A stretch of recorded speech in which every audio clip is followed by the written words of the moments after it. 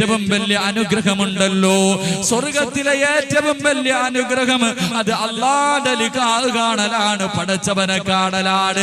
അല്ലാഹുവിന്റെ റസൂൽ പറയുന്ന സഹാബത്തേ, തഹജ്ജുദ് നിസ്കരിക്കുന്ന മനുഷ്യനുണ്ടല്ലോ, പാതിരാത്രിയിൽ എഴുന്നേറ്റ് 2 റക്അത്ത് നിസ്കരിക്കുന്ന മനുഷ്യനുണ്ടല്ലോ, അവൻ എന്നെ കാണാൻ കഴിയുമെന്ന് നബിയുനാ റസൂലുള്ളാഹി അല്ലാഹുവിന്റെ പ്രവാചകൻ പറയുകയാണ്. തഹജ്ജുദ് നിസ്കരിക്കുന്ന മനുഷ്യനുണ്ടല്ലോ, നാളെ പടച്ചവന്റെ സ്വർഗത്തിൽ കടന്നു ചെല്ലുമ്പോൾ ഫയറുഫൗൽ ഹിജാബ്,